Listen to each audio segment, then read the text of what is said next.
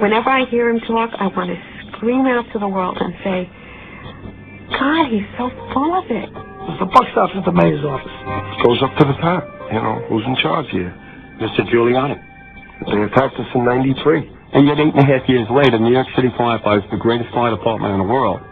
We're using the same radios that we knew didn't work. We have remains of dead heroes out at the garbage dump because of Giuliani and his administration. And they're still there today, and they won't remove them. And this guy had politics and his image much more important than the needs of firefighters and their families. As early as 1993, during the first World Trade Center bombing, these firemen knew that Motorola's communication radios weren't operating properly, but still, through no bid and no field testing, they were given the same radios that didn't work. And in a 1994 report, it was confirmed that the radios didn't work, but Giuliani took 7 years to replace them, but with more defective radios. For his defense against his critics, Giuliani has appointed no other than their director, New York City's first Jewish police commissioner, Mr. Howard Safer, as his national chair for first responders. Safer was recently on TV as saying that it's easy to criticize Giuliani for his conduct. Hindsight is 20/20, and that radios don't always work through concrete. Oh, really? Giuliani appointed Howard Safer to run the New York Fire Department in 1994, and then in 1996 as his New York Police Commissioner.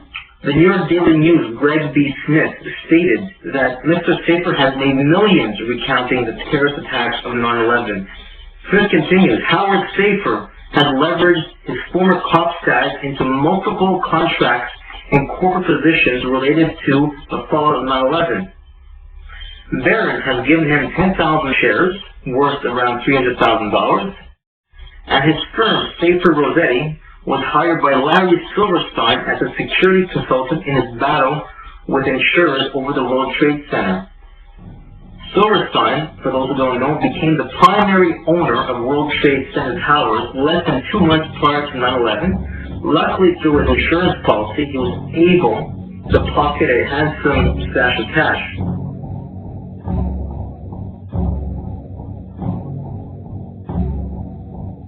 The New York Daily News goes on further to say that Safer, during his time as police commissioner, approved a no-bid contract to Bold Technology to handle DNA analysis of a backlog of rape evidence, a firm whose parent company, ChoicePoint, Safer would consult for following his duties as police commissioner.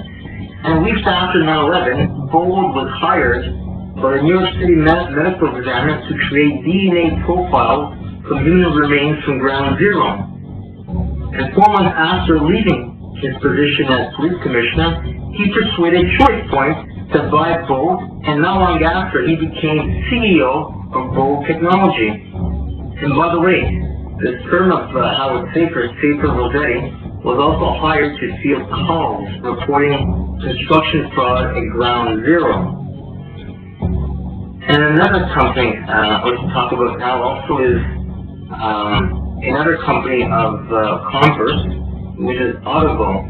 Averts Shiva reported that Audible, an instant messaging service, alerted their employees that there was going to be an impending attack on Lower Manhattan shortly before 9/11. And Audible, by the way, in January of 2001, several months before 9/11, a major stake was purchased by Congress into Audible, and then also in May 2002, Congress bought Audible for $20 million. And now we wish to expose another bizarre incident that we learned about.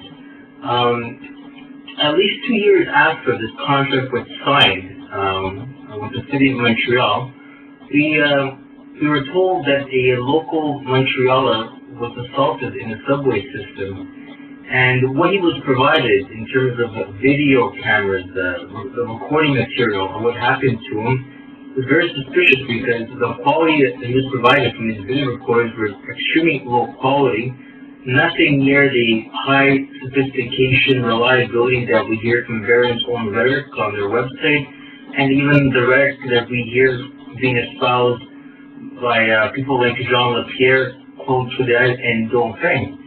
And I'd like people to listen to very carefully what this young man has to say about his experience in June of 2007. En fait, ce qui s'est passé, c'était le 12 juin 2007. Je m'en allais au centre-ville, j'avais fait au centre-ville, et je prends le métro, je m'en vais au métro en Révolution. Et sur le quai, il y avait quelqu'un là qui fumait une cigarette. Fait que j'ai juste touché mon épaule dans le direct, excuse-moi, ça n'a pas besoin de signer ici. Et il a réagi de façon extrême, par la grande hystérique, et il m'a menacé de mort. Et il passait devant moi, il marchait, il m'a pas touché, il m'a pas frappé, mais il m'a menacé de Moi, j'étais calme comme ça, puis je me disais, c'est pas grave, parce que ça, dans ma tête, je me disais, les caméras se regardent. Je regardais les caméras, je savais que les caméras étaient là, je me disais, dès que je vais débarquer du métro, je vais aller voir, je vais aller atterrir, c'est ce moment-là, puis le quartier général de la sécurité, je vais aller le regarder pour prendre les bandes, puis pour pouvoir intercepter ce gars-là, parce que s'il le fait avec moi, c'est un gars qui est potentiellement dangereux. Donc, quand je descendais à Derry, je suis allé voir au quartier de sécurité, et j'ai dit ce qui s'était passé, ils m'ont dit quoi ici, on va passer, c'est pas bon endroit. Ben, j'ai dit comment, qu'est-ce que tu dois faire? Et tu travailles au poste de police de ton quartier pour déposer une plainte. Fait que quand je suis retourné le soir, il était sur 5 heures, c'est pourquoi je suis allé au poste de police qui est à côté du métro, là, sur la Jeunesse.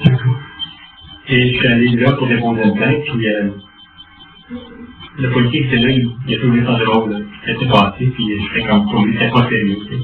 Et moi, je me dis, je veux déposer une plainte, parce que moi, je considère que c'est sérieux, quelqu'un m'a menacé de mort, et peut en menacer d'autres aussi, dont les enfants, et n'importe qui d'autre. C'est la même chose, c'est quelqu'un de dangereux, il faut que quelqu'un nous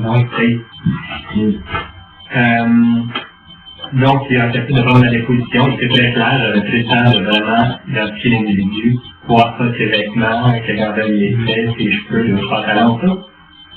Fait que j'ai fait une déposition assez claire.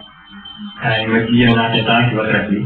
Et quand l'enquêteur m'a appelé, il m'a dit, je fait sortir les bandes, mais ça va être difficile, pas sûr qu'on va les avoir.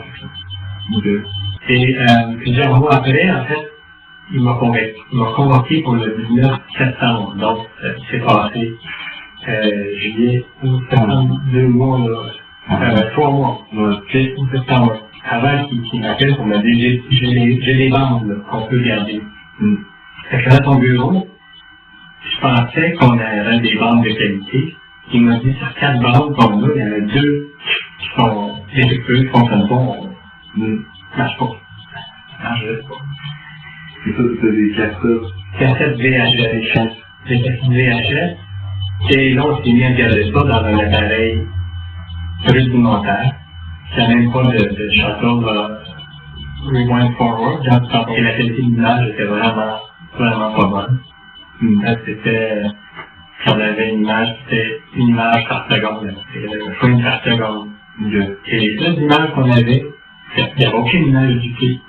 Aucune bande du quai fonctionnait. Il y a 4 caméras du quai. Aucune de ces images-là était disponible.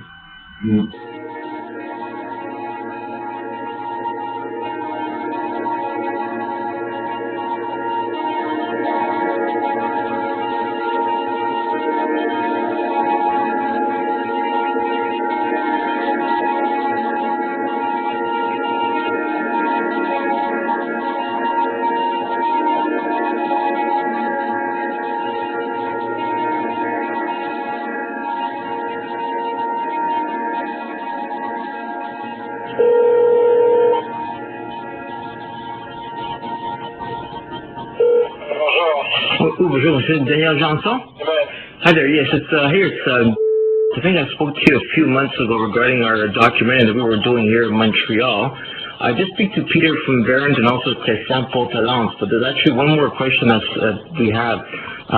Peter told me to speak to you about it. Is the system already in operation, or would that be in operation later on in 2008? The actual surveillance system here in Montreal. Oh, it's in operation right now. Oh, do you know since how long it's been in operation? Well, started last year, a year ago, roughly. A year ago. So I mean, the full system is in operation then. Yeah,